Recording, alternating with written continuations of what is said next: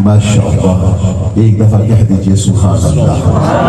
तजवीद व तरतील के साथ, खूबसूरत सोतो दहन के साथ अल्लाह पाक के पाक कलाम की तिलावत से हम सब के दिलों को मुनव्वर फरमा रहे थे मोहतरम जनाब कारी मोहम्मद सज्जाद कुरैशी साहब, और खुसूसन सूरह अर-रहमान की तिलावत मेरे आका करीम सल्लल्लाहु अलैहि वसल्लम ने इरशाद फरमाया, हर एक शे की कोई न कोई जीनत होती है, और जो जीनतुल कुरान है वो सूरह अर-रहमान है। जरा कह देना सुभान अल्लाह। अल्लाह ताला हम सबको हुस्न अमल की तौफीक अता फरमाए, और जितने मिलाद मनाने वाले जहाँ बैठे हैं उनसे मेरी दरख्वास्त ये है कि जिनके दिलों में नबी की मोहब्बत है उनके दिलों में कुरान की मोहब्बत भी होनी चाहिए। और कुरान की मोहब्बत की दलील ये है कि मैं नहीं कहता कि आप कई पारे पढ़ जाएं, लेकिन थोड़ा थोड़ा कुरान जरूर पढ़ा करें, कुछ आयात अपनी जिंदगी में शामिल कर लें। बाकी दुनिया की कोई चीज काम आए या ना आए, मेरे नबी फरमाते हैं जो कुरान पढ़ने वाला होगा, कुरान क़यामत के दिन उसकी शफाअत करेगा। जरा कह रहे हैं सुभान अल्लाह। बहुत शुक्रिया कारी साहब, अल्लाह आपको आपकी आवाज़ और अंदाज में बरकत अता फरमाए। आज की शब जिन हम जैसे लोगों की बड़ी मसरूफ है, कारी साहब ने गौर महफिल में भी पहुंच के तिलावत करनी है, तो बहुत शुक्रिया आपका। आगे चलते हैं और सुन लीजिए इंशाअल्लाह महफिल के इख्तिताम पर। आज कोई लंबा प्रोग्राम नहीं, 10 और 10:15 के दरमियान इंशाअल्लाह अपने प्रोग्राम को ख़त्म कर देना, और उसके बाद नमाज भी होनी है। आप सब के लिए बड़ा आला लंगर का इंतजाम। मुझे हर दफ़ा खालिद भाई कहते रहते हैं कि पता नहीं कहाँ से बंदे मंगवाए, जो पता नहीं अटक से मंगवाए हुए हैं, जो यहाँ जो है खुसूसी तौर पर कटवा गोश्त बना रहे हैं, और साथ कोई पता नहीं क्या है, लेकिन बहरहाल होता बड़े मज़े का, मैंने भी खाया। तो आप सब के लिए बड़ा एहतमाम है, इसलिए ठंडा भी हो जाता है और वस्ता भी बड़ा बन जाता है, इसलिए इस प्रोग्राम को मुख्तसर किया हुआ है ताकि जो है सब लोग उस लंगर से भी मुस्तफीज हों और खा के जाए। चलिए मैं अगले सनखान की तरफ चलता हूँ, और मोहब्बत के साथ मुझे वही माइक देते तो अच्छा होता। अफजान भाई वही माइक, वो पहले वाला किधर गया, माइक वही दे दे। एक दफा आप भी नारा लगा दे, आमद मुस्तफा। नहीं आज भाई इस पता लग गया कि मैं गायब हो जाता है, और सुभान अल्लाह नारा भी नहीं लगता। अब एक दफा मोहब्बत के साथ जो है ना, कौन कौन नारा लगा सकता है आमद मुस्तफा का? आमद मुस्तफा। जिसने हाथ उठाया है, नबी का नारा लगाया है, अल्लाह तबारक व तआला उसे एक बार नहीं बार बार मदीने की हाजिरी नसीब फरमाए। मैं अगले सनाखान की तरफ चलता हूँ, और मुझे अब 2-2 मिनट की हाजिरी सिर्फ लगानी जी।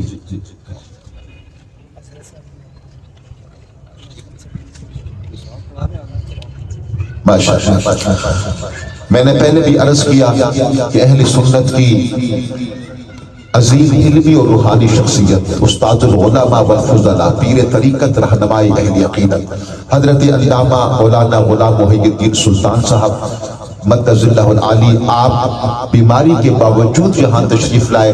मैं मेज़बानों की जानिब से आपका बहुत दिली अता गहराइयों से मशकूर हूँ, और अब जो कि ज़्यादा देर बैठना आपके लिए मुमकिन नहीं है, तो आप अपने इरशादात आलिया से हमें मुस्तफ़ीज़ फरमाएंगे।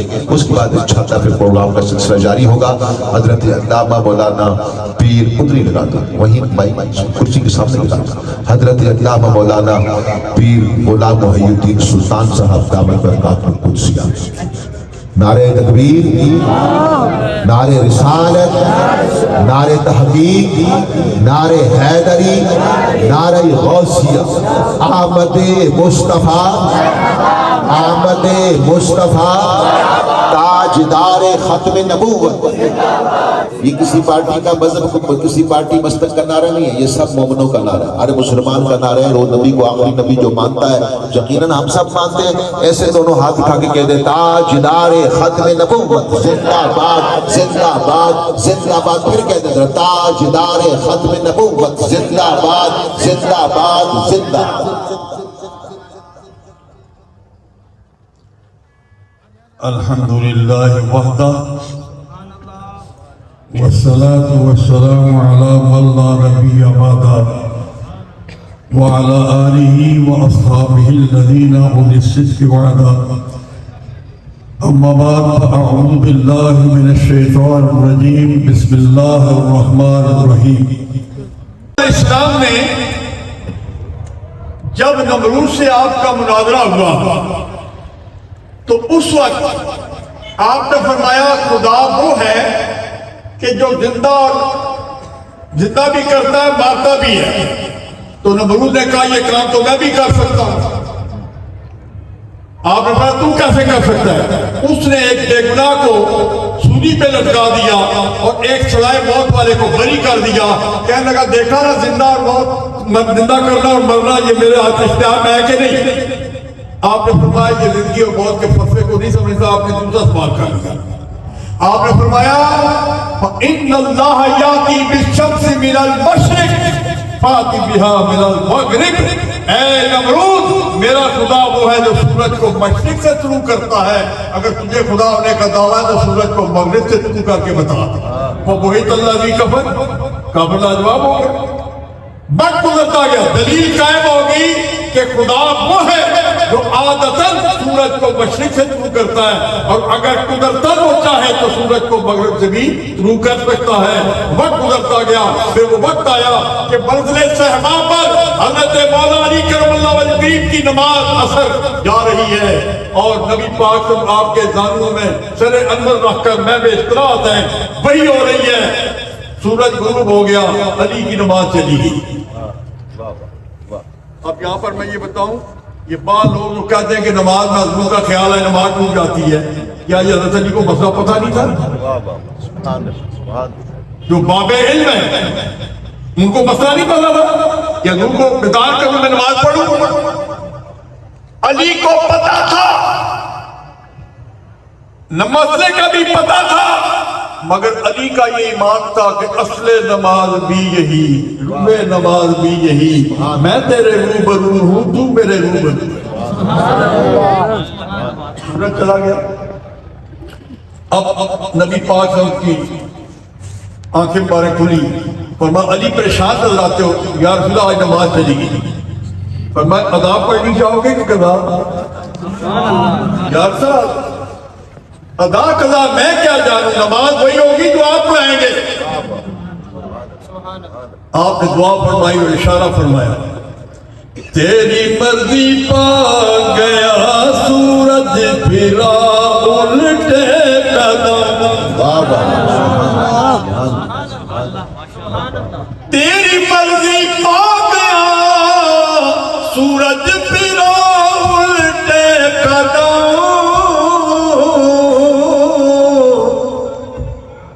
تیری انگلی اٹھ گئی ماں کا کلیجہ چر گیا.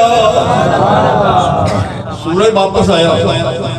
جب سورج واپس آیا عقل علی چکرا گئی کہ دلیل ابراہیمی کو دیکھو پھر تو یہ خدا ہے، پھر یہ خدا ہے، اور اگر ان کے سجدوں کو دیکھو تو پھر یہ خدا نہیں ہے.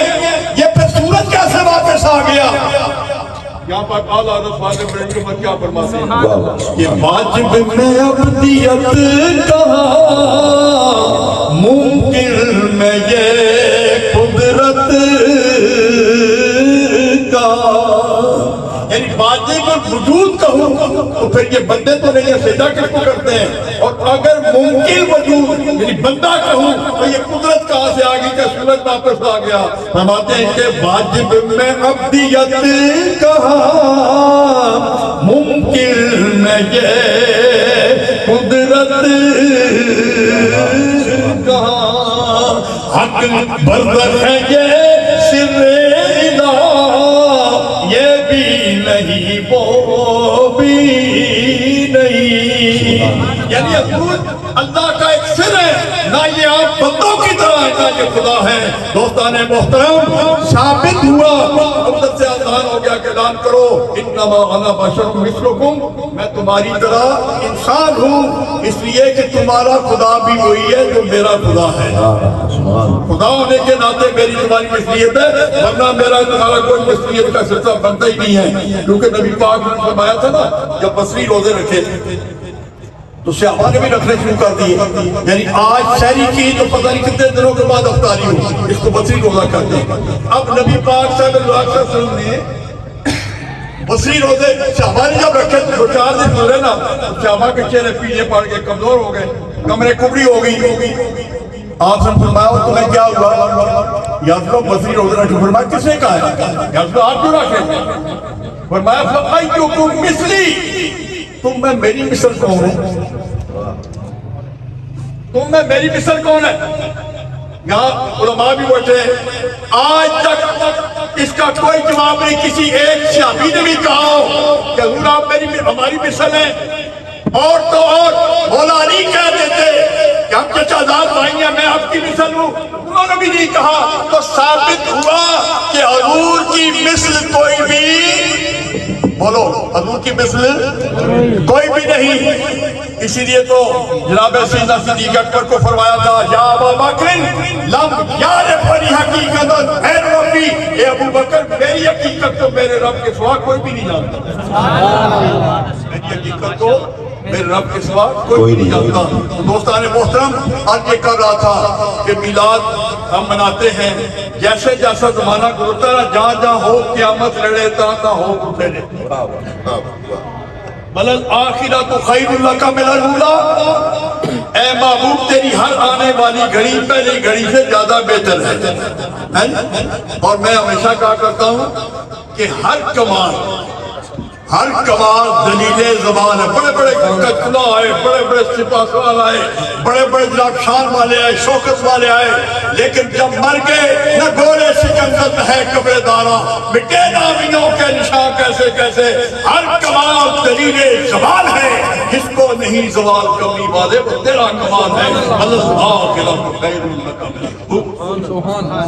دوستو، نبی پاک کا دن منانا، صلی اللہ علیہ وسلم میلاد منانا، آپ سے محبت کرنا، آپ پر درود و سلام کی بھیجے بھیجنا، یہ اہل ایمان کی پہچان ہے، اہل ایمان کی پہچان ہے.